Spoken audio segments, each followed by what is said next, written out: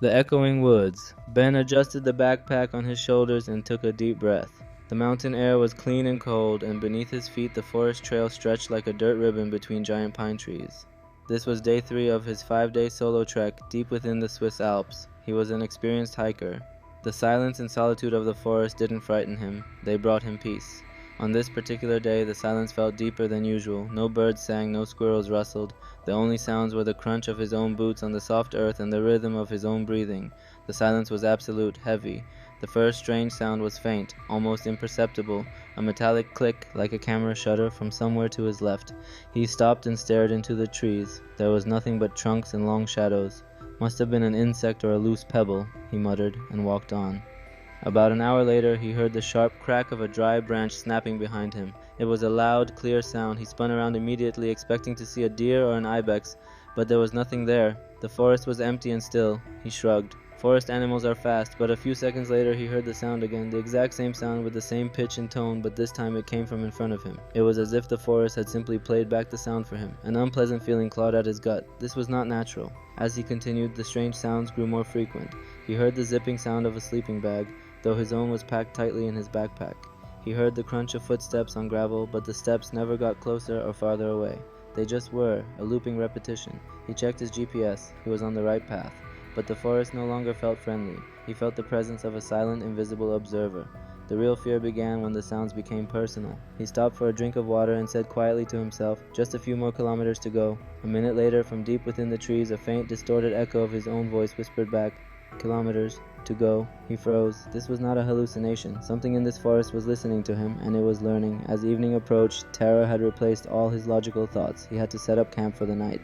With trembling hands, he pitched his tent. Now the sounds came from all sides, a ghastly chorus of every sound he had made that day. The camera clicked, the branch snapping, the zipper, the whispers of his own words.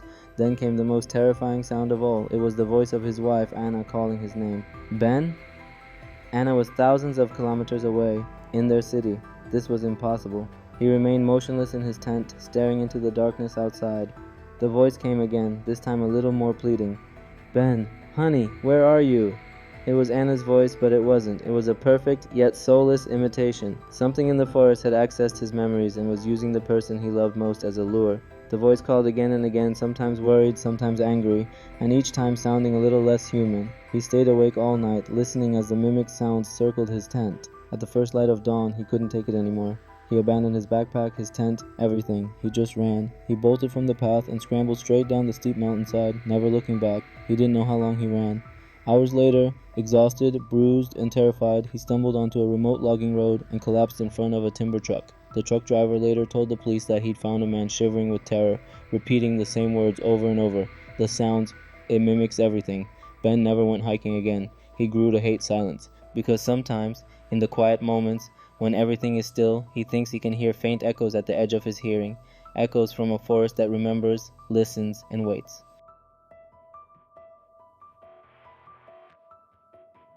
House number 237, Elara turned the key in the lock and the door opened with a gentle groan. This was her new house, the long-desired sanctuary where she could finally finish her novel in peace and quiet. It was an old home with large windows and a garden overgrown with weeds, but to Elara it was a blank canvas. Everything seemed perfect except for one thing, the house next door, number 237. Number 237 was a carbon copy of Elara's house, but it was maintained in a state of unsettling perfection. The lawn was trimmed with military precision, the paint was fresh and clean, and not a single leaf littered the walkway. But the strangest thing was that the house always seemed silent and dark. The curtains were always drawn, there were no cars, no sounds, no signs of life. For the first week, Elara paid it no mind, perhaps the owner was traveling, but then the small, strange things began. The first was a red rose. One morning as Elara gazed out her kitchen window, she saw a single red rose planted flawlessly in the neighbor's garden, in a spot that had been empty the day before. This wasn't strange in itself, but the next day another rose appeared beside it, and the day after another. A new rose every day, with no one ever seen planting them. Elara tried to ignore it, but her curiosity wouldn't let her go. She asked the neighbor across the street about number 237. "Mr. Blackwell lives there," the old woman said, her gaze nervous. "He's a very private man. It's best not to bother him." This information only made Elara more curious. She started watching the house. She would stare for hours from behind her curtains at the dark windows next door, hoping to see movement. One evening, as she watched the attic window, she swore she saw the curtain twitch, just a tiny flutter, as if someone had been looking out at her and had quickly pulled away. Her heart sank. Fear began to replace curiosity. She started hearing things. A faint scratching noise in the night, like something being dragged across a wooden floor. Once she heard the faint, muffled sound of piano music drifting through the walls, a short, sad melody that repeated over and over. She told herself it was all the product of a writer's imagination. Fatigue and loneliness were playing tricks on her mind. One rainy night, while sitting at her desk and trying to focus on her story, Elara saw a light in the neighboring house. It was a dim, flickering light, like a candle, glowing from an upstairs window. Without thinking, she grabbed her phone and called the police, explaining in a trembling voice that she thought someone had broken into her neighbor's house. By the time the police car arrived, the light was gone. 2 officers rang the doorbell of number 237. There was no answer. They walked the perimeter with flashlights but found no signs of a break-in. One of the officers turned to Elara with an annoyed expression. "Ma'am, there's nothing here. Mr. Blackwell was probably just reading a book." Elara felt foolish. She apologized to the police and went back inside, but when she closed the door behind her, she didn't feel relieved. On the contrary, she felt that she was no longer safe, not even in her own home. She felt watched. The next night, she decided to end the mystery. She set up a small pet monitoring camera on her bedroom windowsill, aimed directly at number 237. She connected it to her laptop and stayed awake all night, staring at the grainy black and white image of the house next door. Hours passed. Nothing happened. The rain beat against the glass. Elara was nearly drifting off to sleep from exhaustion when something on the screen caught her eye. The front door of number 237 opened slowly, silently. Elara sat bolt upright, her heart hammering against her ribs. She glued her eyes to the screen, waiting to finally see the mysterious Mr. Blackwell, but no one walked out of the dark interior. Instead, something happened that froze the blood in her veins. A figure did not exit from number 237. Instead, the front door of her own house opened on the camera feed. A tall, slender shadow slipped out of her home, glided across the wet lawn, walked toward number 237, and disappeared inside, closing the door silently behind it. Elara couldn't breathe. Her mind couldn't process what it had just seen. That shadow, it had come from her house. All this time, Mr. Blackwell hadn't been living next door. He had been living in her house. In the walls, in the attic, in the shadows, the noises, the twitching curtain, the feeling of being watched. It was all real.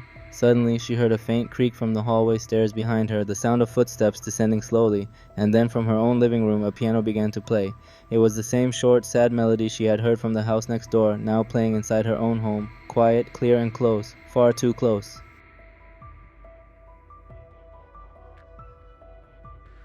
The answering machine. His grandmother Elsbeth's apartment smelled of dust and memories. Leo walked between the boxes and the furniture covered in white sheets. Cleaning out her Zurich apartment after her passing was a bittersweet task. Every object held a story. In the corner of the study, beneath a stack of old newspapers, he found a telephone answering machine. It was a clunky old model with small cassette tapes. Leo smiled. He remembered how much he enjoyed recording his own voice on it as a child.